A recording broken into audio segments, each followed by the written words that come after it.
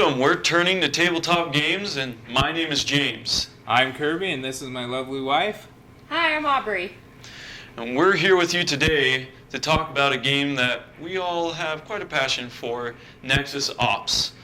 This is a game that portrays humanity in the future, great technological advances, and this is a planet that has a necessary energy source for all these advances. It's called Rubium.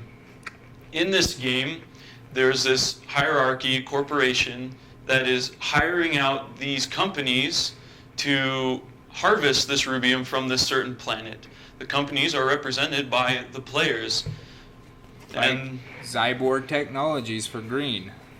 And all of the players are a different company. And with those companies, they're basically sent to this planet, and then the governing company basically backs off and says, do as you wish. So all of these companies are kind of going neck and neck, trying to harvest the rubium and to eliminate the opposing competition in order to be the best and have the greatest control of this rubium supply. Great. So with that being said, I think the first thing that we're going to do today is decide if this is worth buying for your collection. So if everybody's ready, we'll vote on 3, 2, 1.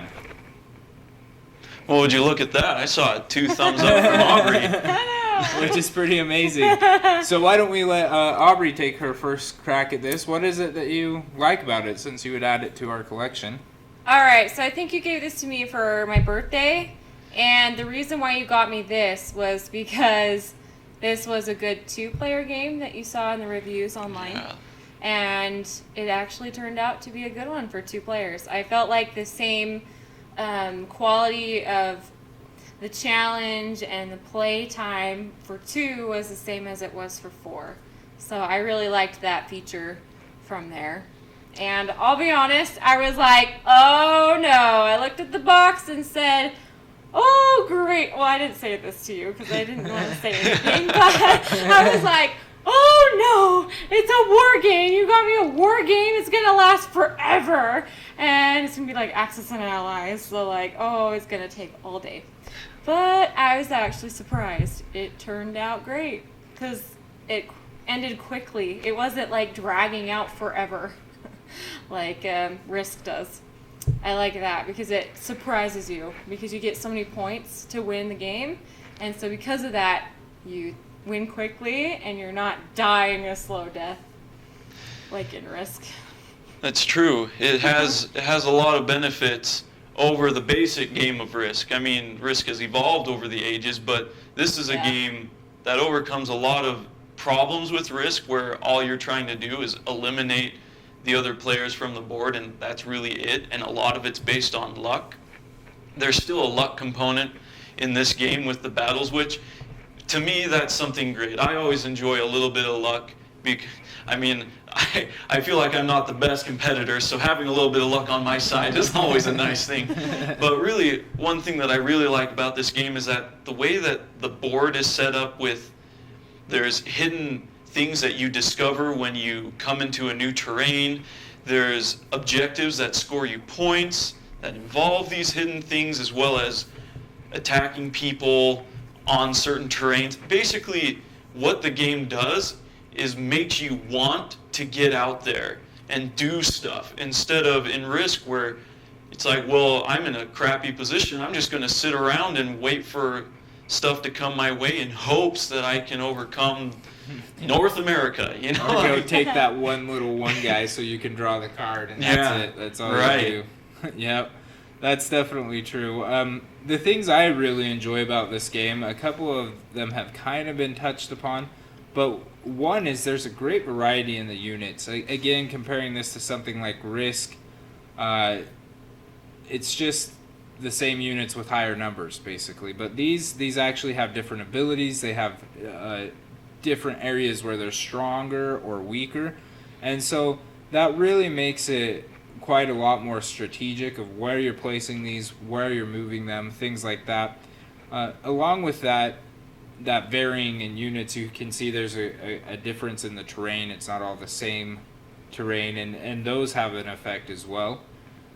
Typically, that's one thing I really enjoy about this game is just the variety and the different ways to strategize. Another thing that's really interesting about this game is it doesn't turn into build up and then flood everyone with your massive armies. In fact, that's rarely a good strategy. Sometimes it is, but most of the time, this game is won by someone who completes the objectives lightning quick, who just gets in there and gets them done, and they may have the weakest army on the board when they win the game.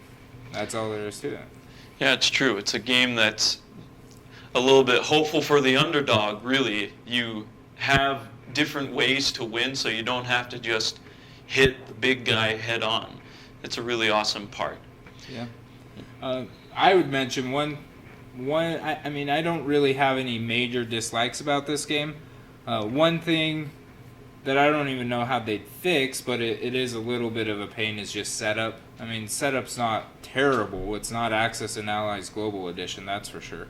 But it is kind of it's not let's throw this on the table and get going, you know? Yeah, there's a lot of little pieces that are involved in actually starting the game. Yeah. And we've compared this game a lot to Risk. But in comparing it to other games, it still really is a good game. It's available for a variety of number of players, which makes it awesome. And it's really not that long of a game either. One thing that's like a minor note, kind of like Kirby's, is that these miniatures, they are detailed and they're creative, but they're really not made with the best material. So if you're really into those epic minis, these ones can easily get deformed. Many of them came bent and deformed in the box, freshly opened. So notorious for that are these little crawlers. Yeah. These things like never stand up because their legs are always bent. So that can be annoying, and especially like with these tiles, with kind of some of the cumbersome ones, they take up a lot of space, so you can have a lot of overflood, confusion with that. But that really is not that big of a deal. Pretty minor, yeah. Yeah, the game still flows really well, and you really get that excitement of a constant action, conflict, who's going to win. Even the person on top might suddenly fall to the bottom kind of effect, which is awesome. Yeah, I feel like the way we fix that for these bending is adding our own Ziploc bags. And then that way there's more room so they don't bend as easily. Because like with the Ziplocs that it comes with it, it just You have to smushes all like of jam them. pack them in Yeah, there. and then these like wings will like poke through the bag, and so you're trying to empty it and it's like stuck. So I feel like, you can buy bigger bags from Amazon or just get your own Ziploc bags from the kitchen and separate them more so that way they don't bend, because these legs bend really well. Yeah. And then these wings as well. Yes. Oh, that's a good point. Problem solved in a way. Right? Right. So one last time, so our viewers know, James, would you buy this game for your collection? I would. Aubree? Yeah, I would. Surprised me. For me, absolutely, this is my game, so absolutely I would buy it, but it's not one I've ever regretted. One of my top favorite games, probably. So, anything else to add? No, I think I've shared my fill of advice and comments. Yeah, I really like it. It's great. Well, thanks for joining us, Aubree, and I'm Kirby with Turning to Tabletop Games. And I'm James, and we'll see you next time.